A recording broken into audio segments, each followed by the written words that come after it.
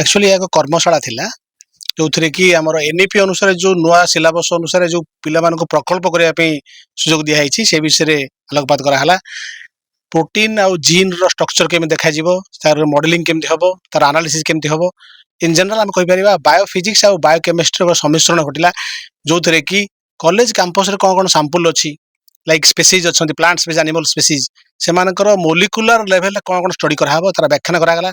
आ अध्यापक अध्यापिका माने अन्य कॉलेज रो विषय आछंती से माने आलोचना करले आ सेकंड सेशन रे हमर आउरी डिस्कशन होबार अछि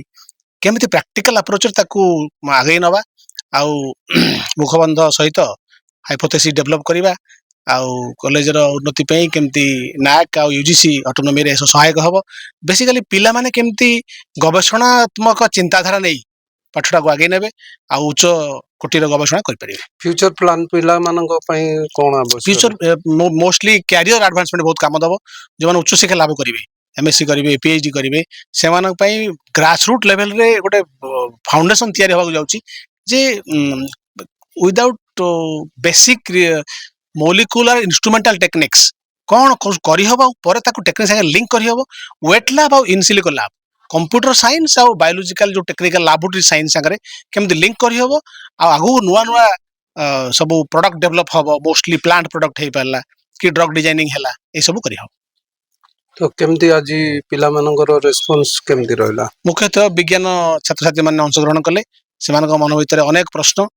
आउ सेमानक प्रश्न उत्तर देबा के यथा संभव चेष्टा करिछु आउ प्रैक्टिकल भी देखैलु आउ जहाँ जहाँ प्रश्न रही जाउची से माने हम सहित डायरेक्ट कनेक्ट करि परबे हम डाटाबेस सहित लिंक रखिबो ताकू आ जत्ते सब प्रश्नबाजी सृष्टि हो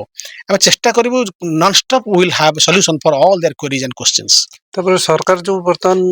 सिस्टम तो करिसंती आपण माने आसंती इंटरेक्शन होची स्टूडेंट मानक भितरे केते फलप्रद हो सरकार तो मेन मैंडेट होची कॉलेज रो पिला माने जहाँ सिलेबस रे अछि ताकू पढिबे आ ताकू कार्य लगेबे सरकार का मूल लक्ष्य होची पिला माने प्रैक्टिकल ओरिएंटेड पाठोड सब पढंतु साइंस ता होची काम लागिवो समाज रो मंगल काम लगा हबो क्वालिटी ऑफ लाइफ केंत बढ़े हबो एई सब विषय तो सरकार मुख्यतः आग्रही केंद्र सरकार राज्य सरकार उभय एथि पई अंगांगी भावे जड़ित आ से माने फुल फ्लेज रे हमको सपोर्ट करूचंती सब विश्वविद्यालय को फंडिंग दउचंती ए चालू रहयो आगे चलियो नियाली कॉलेज को आसिले स्टाफ मानकर केमती रहिची कोऑपरेशन रहिची नियाली एक बहुत पुरातन कॉलेज यह मोर प्रथम उपस्थिति आज लक्ष्य करुच्ची ये परिवेश वातावरण बहुत सुंदर आ बहुत पुराना वृक्षराजी सब स्थान पाई मेडिसिनल प्लांट भी अच्छी तार डाटाबेस डॉक्यूमेंटेशन करा जाऊ आ पिला माने एथु डायरेक्ट प्रैक्टिकल करंतु बायोएक्टिव मेटाबोलाइट काढंतु आ विशेष करी I have best wishes for this college and आउ सब एनवायरनमेंट को कोन करी एनवायरनमेंट तो बहुत डेवलप हेची इनफैक्ट आ टिके इंफ्रास्ट्रक्चर एतले भलो हिथांता आ टिके लाइक श्रेणी कक्ष हला कि हमर आसबाब पत्र मोस्टली बायोलॉजिकल इंस्ट्रूमेंटेशन पे जोड़ दरकार एक्सपेरिमेंट रो अछि किंतु आउ टिके डेवलप हेले निहाती भलो हो।